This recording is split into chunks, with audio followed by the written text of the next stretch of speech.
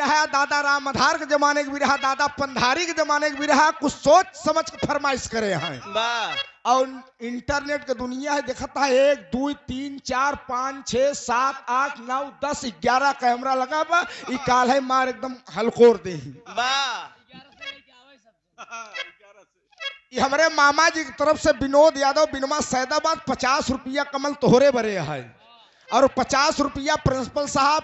ये मेरा सौभाग्य है मेरे दोस्त, आप अतुल एसपीएन पब्लिक स्कूल बहरिया के प्रिंसिपल साहब हैं। आपने 14 साल स्वर्गीय विरहा सम्राट हफीज चंचल गुरुजी के साथ हारमोनियम पर संगत किए। उस समय मैं गुरुजी के विद्यालय में क्लास 1 में पढ़ रहा था। मास्टर साहब पढ़त रहे गुरुजी के विद्यालय में 8 तक पढ़ाई की। ओकरे बाद बिरहा के शौक लग गई।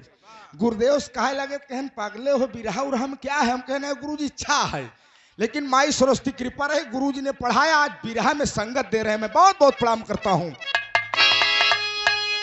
1 मिनट कहना है, चला। बकसालियो बने गोदनहारे,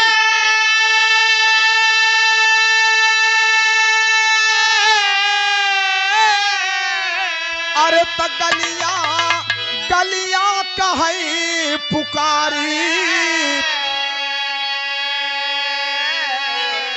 गोदना गोदाल सबके नक्शा हमारे पास।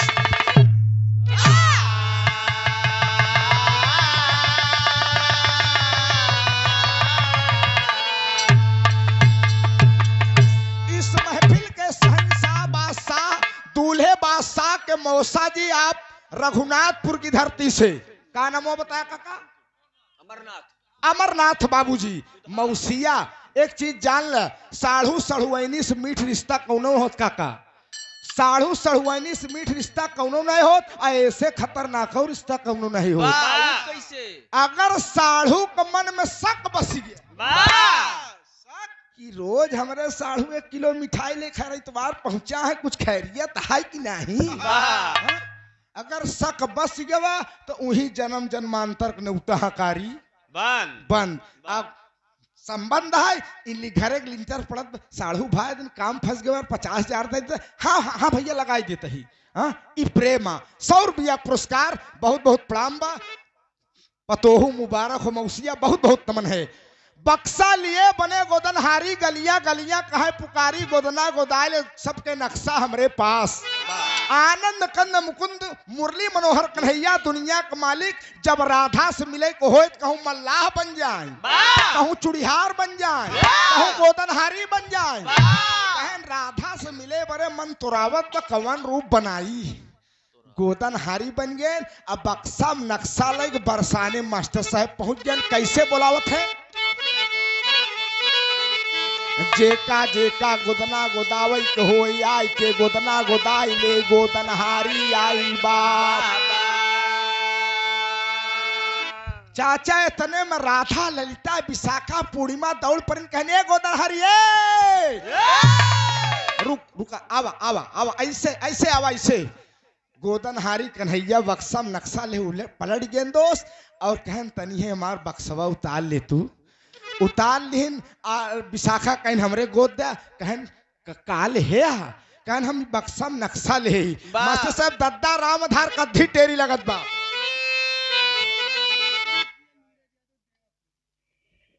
देखा एक तू लोग समझा, दूल्हे बादशाह के मौसिया नीरज यादव देवापुर। वाह यार सही है, पैसा देना सही न हो। पैसा नहीं यार, हम कभों कभों हम सोचे कई गांव में उसियान हो उसका मजाक ही करत हो लोग। हाँ सही है, कभों कभों लोग सड़ुआनी बिया गाँव में कराई दी थी। हाँ 100 रुपया पुरस्कार देगा, बुरा न माना। बहुत बहुत प्रणाम बा, बहुत बहुत तमन मर सब कहना है।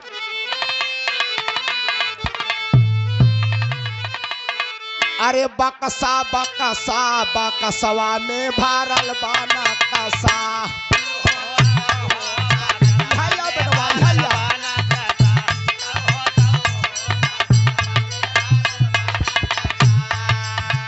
गोदावा सब क्यों गोरी, गोदावा सब क्यों गोरी, गोदावा सब क्यों गोरी, गोदावा सब क्यों गोरी, क्यों दिलवा दे असवा, बाकसवा में भारल बाना कसा।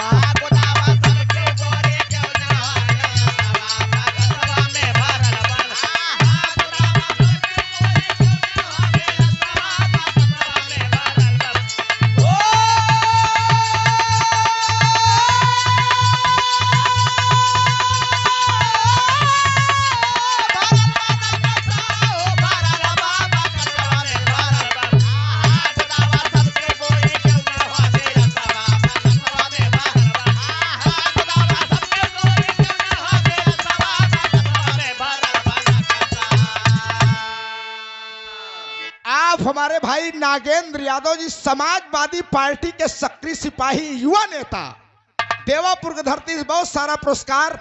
माई भगवती नेतागिरी चमकाई दे, खूब मेहनत करा, पीडीए के आगे बढ़ावा। हमार यही निवेदन है, अब मेहनत करा, हिर गड़रिया केवट कुर्मी चमार पासी धोबी धैकार हेला मंगता मुसारा सबको जोड़ के चला। अब यह जो अखिलेश वाला गाना बजवाता है का बंद करावा। ऐसे ढेर बिरादरी कहना हिरवन सारन बहुरा गया। सही कही भाई बुरा लागी हमका वापस कह दे है। बहुत बहुत प्रणाम बा, माई भगवती कल्याण करें। लोहार कोहार का नाम नहीं ले, नाराज होता नहीं यार तू अरे आप लोग हमार लोग सरकार रही, गायत्री प्रजापति के मंत्री बनाए रहे। हाँ यहाँ समय जेल में जो सरकार में आई जा साथे हाथ जोड़त ही। ए बाबू गोदावा सब क्यों गोरी क्यों जिन्हा बेसवा बकसवा में भरल बनक्सा विशाखा कहीं का ले आपस पक्षी जीव जन का नक्शा ले हम कही दिन न हमारे बक्सा नक्शा कमी नहीं कहन गोदावा गिनावा अगर निक लग जाए तो हम ऐसे अंगूठा दिखाई दे तू रोक दे वह हम गोदाई ले। बिरहा सुने वाले पंचो गौर कराई, शायरी और पुराण बिरहाया कहना है मास्टर। अरे धरती धरा तल के जीव सब सारे, अरे हाथी सियार बाघ घोड़न का नक्शा, कुत्ता बिलार ऊंट भालू जिराफ मूस सुअर खरगोश और गैड़न का नक्शा, छेड़ भेड़ शाही और लकड़ बग्घा आला, लोमड़ी चटकार बैल गदहे का नक्शा।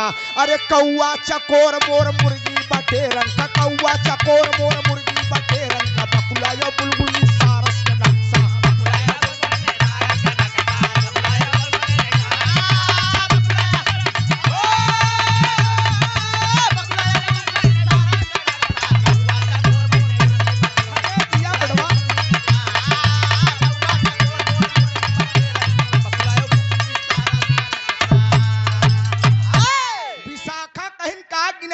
धरती धरातल के जीव सब सारे हाथी सियार बाघ घोड़न का नक्शा, कुत्ता बिलार ऊंट भालू जिराफ मुंह सुअर खरगोश और गैड़न का नक्शा, छेड़ भेड़ शाही नेउर लकड़ बग्घा आला लोमड़ी चटकार बैल गधे का नक्शा, कौवा चकोर मोर मुर्गी बटेरन का बकुला और बुलबुल की सारस का नस्का।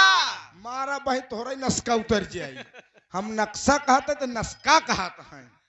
अरे तनी पाई मात्रा का ध्यान देबा कि सींचे हाचे हाई स्कूल पास है।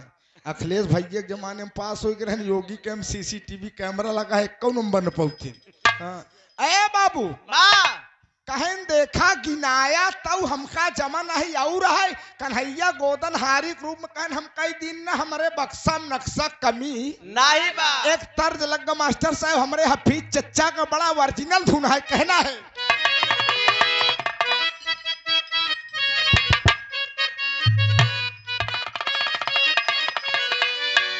चाचा आज काले की धुन आया है मास्टर, तुनक तुनक तुन तुन्ना सुनो बावरी बनना।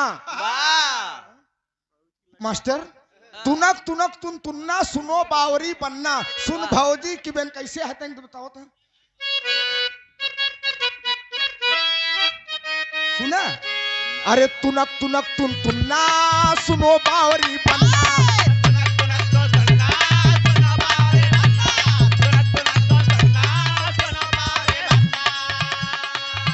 सुनो भौजी की बहन,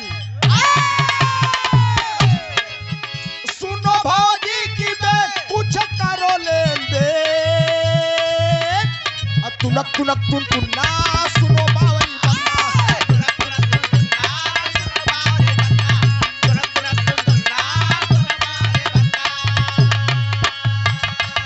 चार दिन डीजे हुचूर हचर करी एक के पूछी, लेकिन जवन गावे चलता ही न कभो पुरान भव न पुरान होई। कैसे मास्टर? अरे कौने सहारा के, अरे कौने सहारा के गजरा हो गमा कैसा रिवा, कौने सहारा के गजरा हो गमा कैसा रिवा, कौने सहारा के गजरा हो गमा कैसा रिवा। अरे जेठ लाए लड्डू देवर लाए पेड़ा,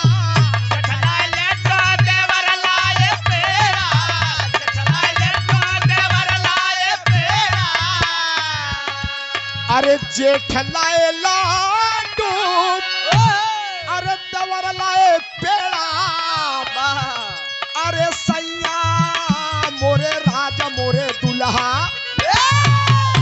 अरे सैया लियवले जान बिया हो टपकई सारिया।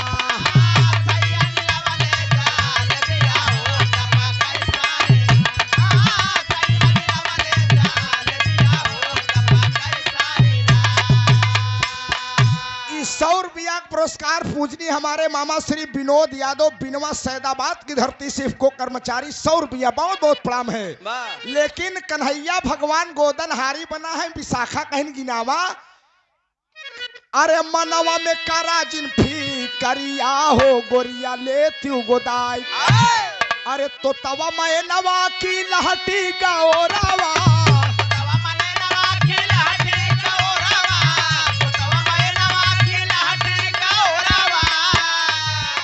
अरे तितली तितलवा बाकतवा भाओरावा,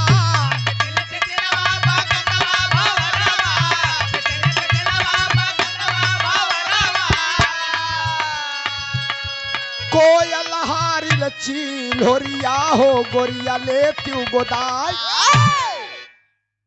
कन्हैया भगवान गोदनहारी के रूप में जब गिनाएन तो विशाखा कहीं देखा हमका जमा नहीं, ललिता कहीं ने दीदी हटा हटा अब हम गोदाऊ भाम। पंचौ जब ललिता का नंबर आए गौर करा मेरे दोस्त, ललिता हाथ बढ़ाइन कन्हैया भगवान गोदनहारी के रूप में कहन का गोदाऊ बू, कहन तोहरे बक्सम का कहन हम कई दिन न हमरे बक्सम सब नक्शा बा, कहन का तोहरे बक्सा में देश विदेश के नक्शा बा। समाज पढ़ी लिखी है दोस्त, पढ़े लिखे हैं, एक रोटी कम खाइए लेकिन अपने बच्चों को शिक्षा जरूर दीजिए। आने वाला समय शिक्षा का है, बगैर शिक्षा के आप एक कदम आगे नहीं बढ़ सकते। मास्टर साहब कन्हैया भगवान कहन गोदनहारी के रूप में कहन हम गिनावा तय सुना, कहन तू गिनावा हम अंगुरी उठाई देव जवन जम जाए वह गोदवाई ले। पढ़ाई लिखे वाले लड़कियां गौर करा, अगर इंटेंस में इतना देश के नाम अगर क्यों जल्दी से पूछ ले तो हो सकत ना बताई पाओगे। मास्टर कैसे,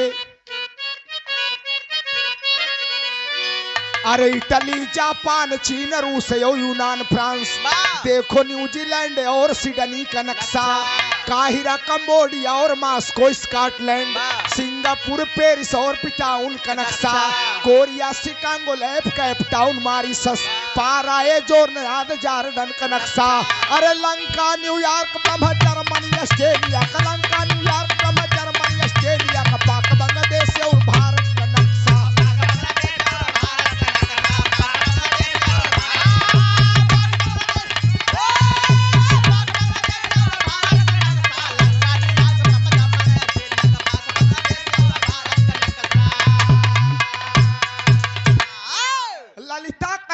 गिनाया कहन इटली जापान चीन और रूस यूनान फ्रांस, देखो न्यूजीलैंड और सिडनी का नक्शा, काहिरा कंबोडिया और मॉस्को स्कॉटलैंड, सिंगापुर पेरिस और पिटाउन का नक्शा, कोरिया शिकागो लैब कैप टाउन मॉरिशस, पारा जोरनिया जार्डन का नक्शा, लंका न्यूयॉर्क ब्रह्म जर्मन ऑस्ट्रेलिया का, पाक बांग्लादेश और भारत का नक्शा।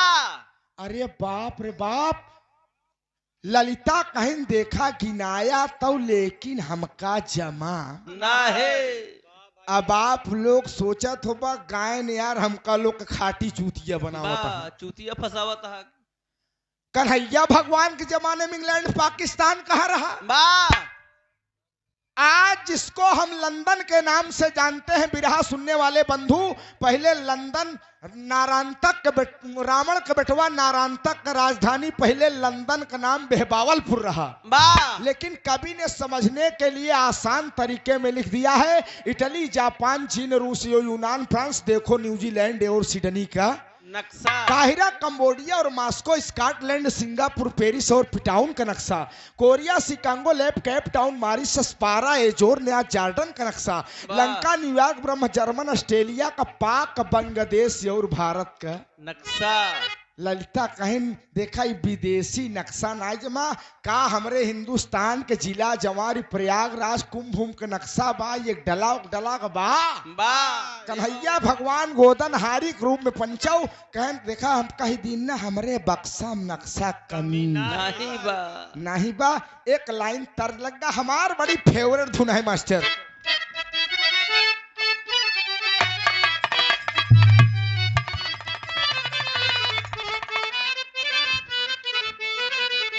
तरजिया बड़ी पुरान लग गई चाचा।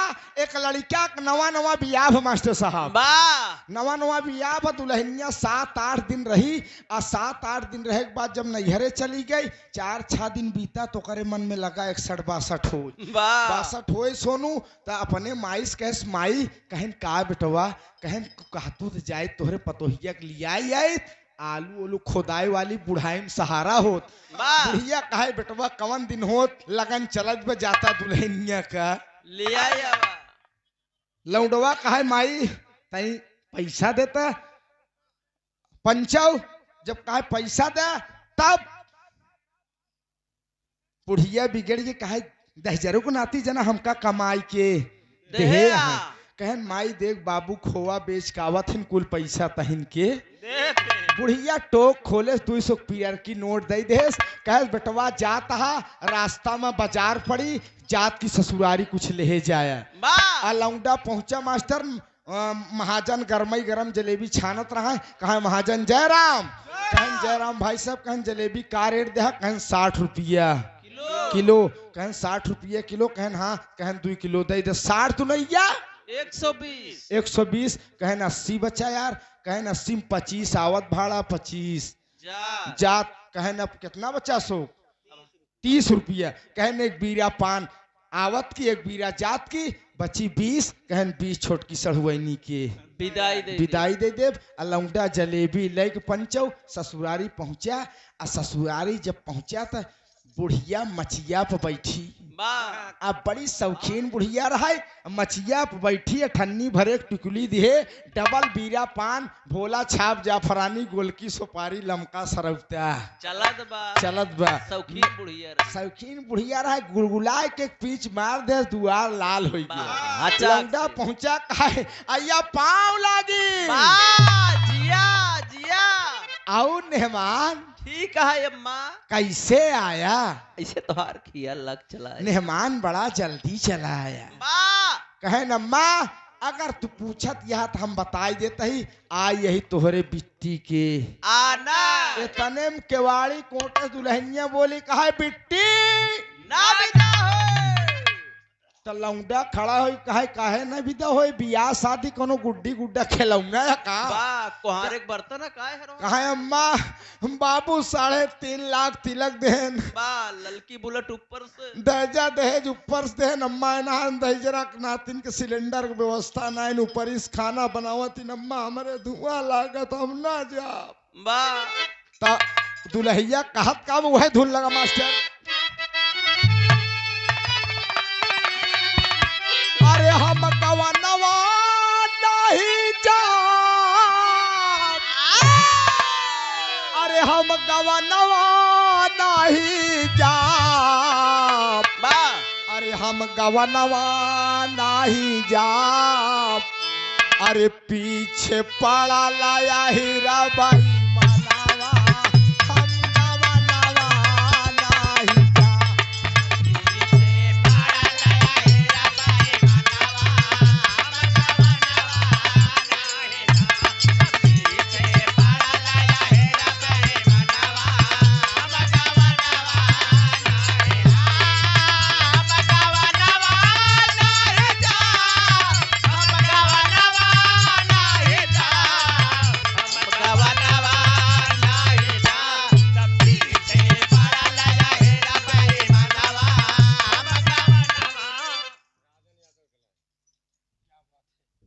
आप बड़े भैया राजन यादव एक डलाक धरती से बड़ी लोकप्रिय धरती है बाबू दयाराम जी के एरिया या मेरे दोस्त बिरहा के शिरोमणि कहे गए मास्टर साहब दयाराम महाराज अब उनके जैसे निर्गुण क्यों लिख नहीं पाए से का जान ले मैं बहुत बहुत प्रणाम करता हूँ, नमन करता हूँ। माई भगवती कल्याण कराई। 51 बिया पुरस्कार। लौंडवा हिरे गुरुआबी रहा कहे कैसे ना जाबू, फलाने ससुर के हमा जोर होई तो तोहका लाइक जा लेके चलब लौंडवा जवाब दे मास्टर। बाबा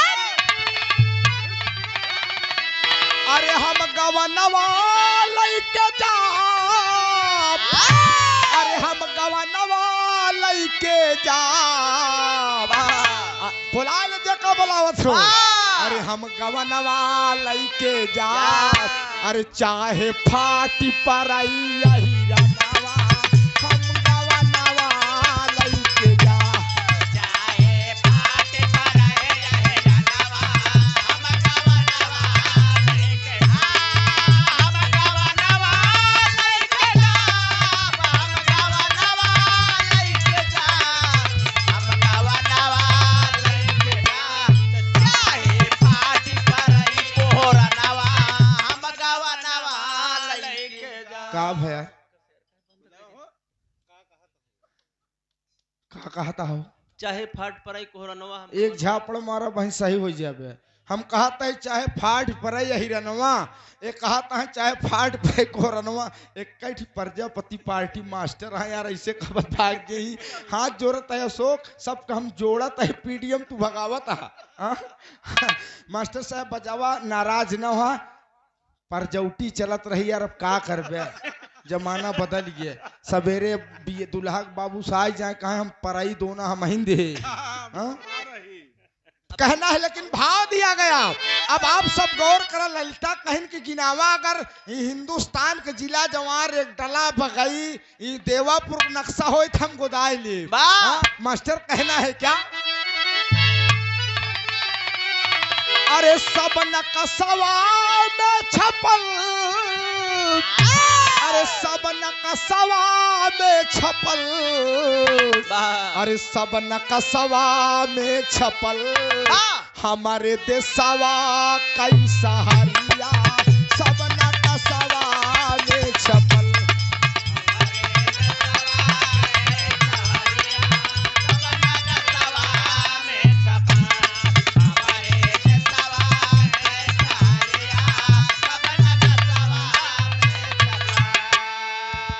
श्रीनगर जम्मू चंडीगढ़ दिल्ली और सलमेरा,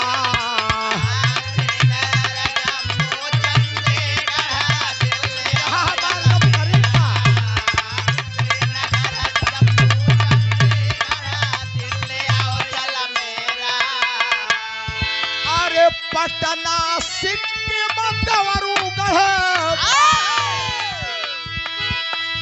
अरे एक डला और अजमेरा।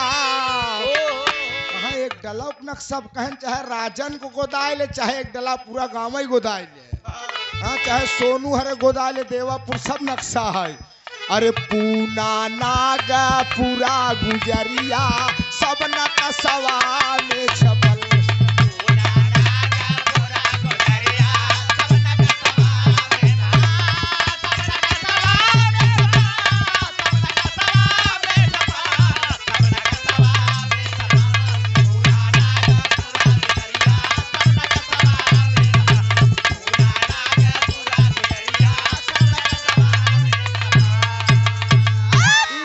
समझते हुए डॉक्टर राजेंद्र यादव देवापुर, वाकई डॉक्टर साहब ये सब पुरान भी रहा है। अब जानता है ये हमें बड़ी दमदारी है। अब आप मार तो सटाएगा लोहा गरम भी ससुर 4 दिन करे शुक्र बाद सेवा समाप्त, लेकिन ये कभी पुरान न होई और जल्दी याद न हो, याद हो जाए मर जाबा तब भुलाई। बहुत बहुत प्रणाम बा, बहुत बहुत नमन बा।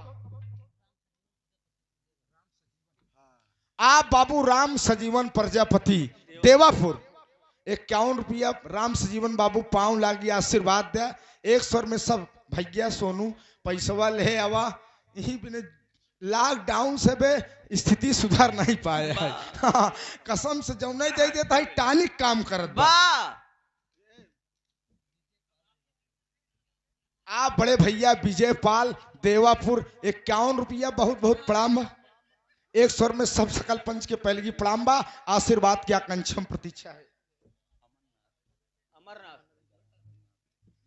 आप बाबू अमरनाथ दुधा रघुनाथपुर काका यही बरतिया माए बर तू कहत रहा का अरे हमसे कहन कहन यार आज खिनौता है हमका जा बहुत जरूरी बा आज बहुत हवा हहोरा चलत बा हमका भाई शाम समाप्त हो जाए हमारा बिरहा है कहन कहा हम कहे एक डला अब इनका नहीं पता रहा कि हमारे मामा की बारात एक डला जाई और हमका ही नहीं पता रहा कि इनके नवनियोरी वाली बारात में हम गावई जा 51 रुपया पुरस्कार बहुत बहुत प्रणाम बा माई भगवती कल्याण करें मेरे दोस्त तने में ललिता कहीं देखा गिनाया तो लेकिन हमका जमा इतने में मेरे दोस्त राधा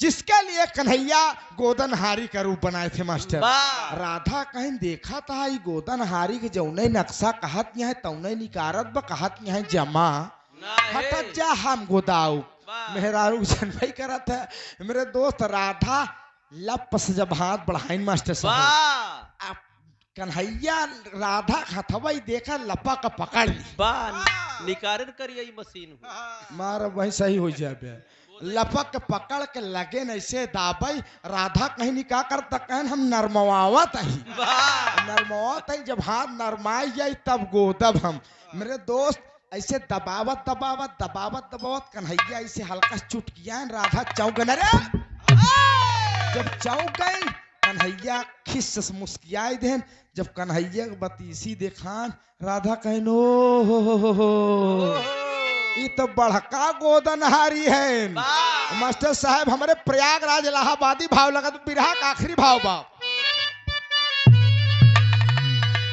अरे राम गोदत की गोदना अरे राम गोदत की गोदना लड़ी गई राधा से नजरिया गोदत की गोदना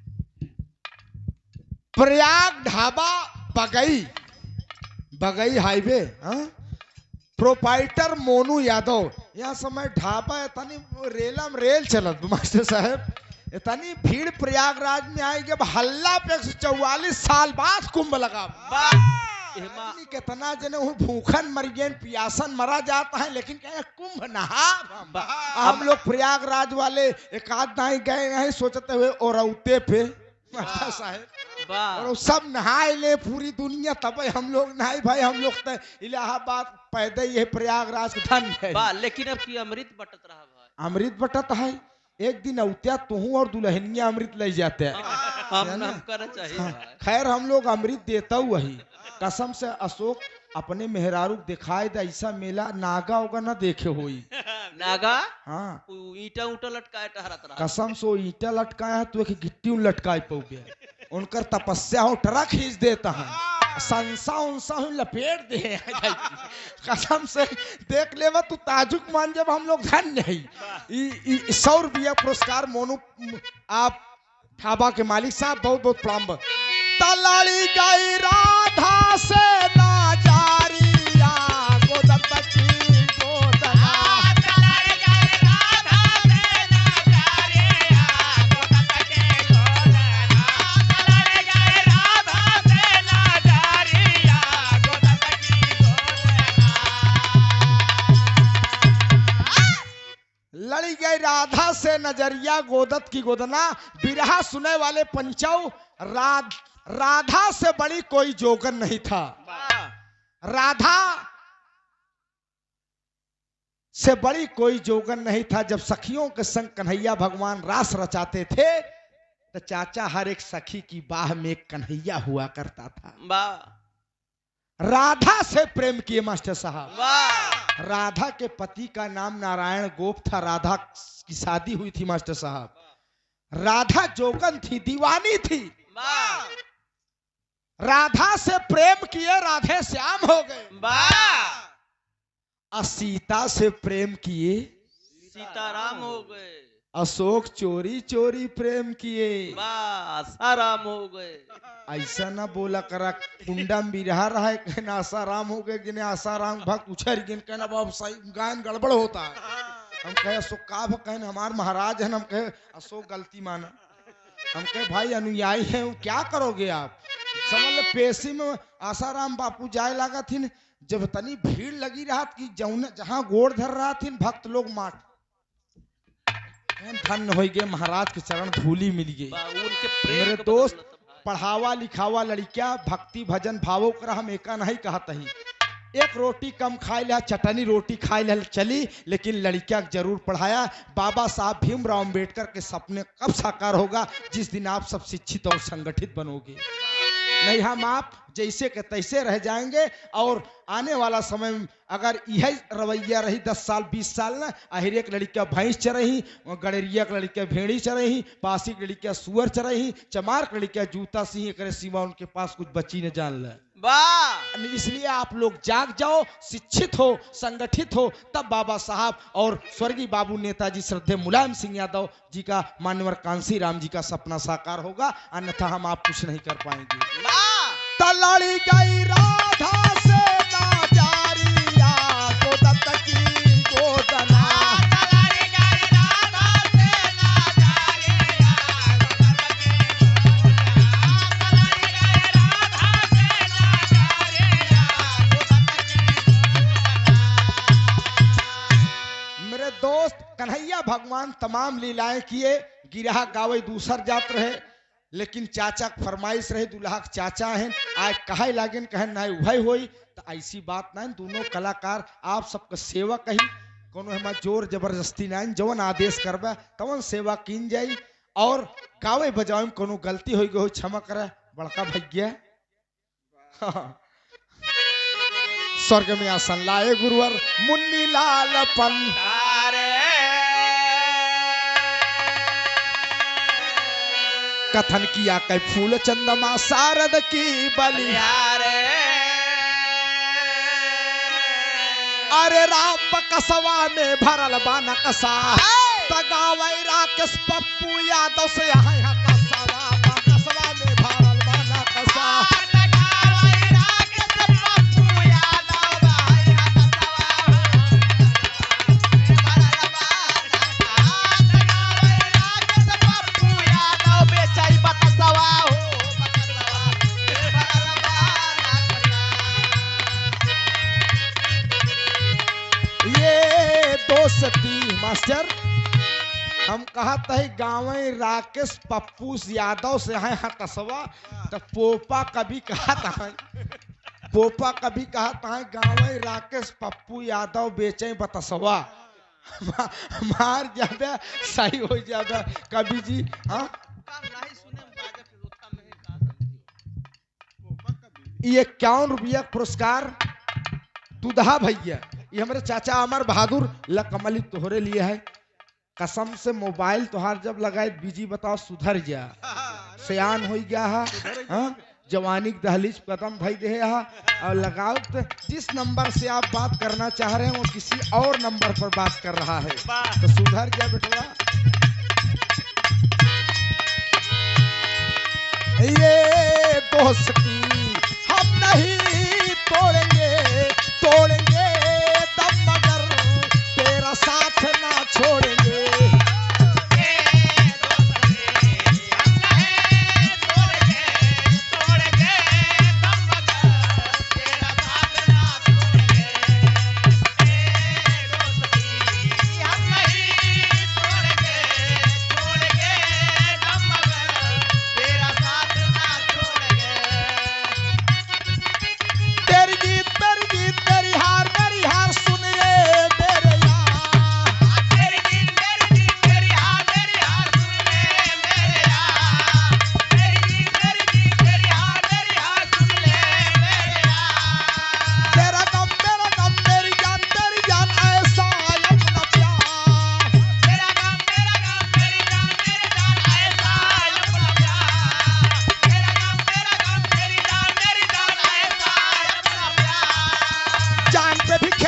तेरे लिए ले लेंगे, जान पे भी खेलेंगे, तेरे लिए ले लेंगे, सब सबसे दुश्मनी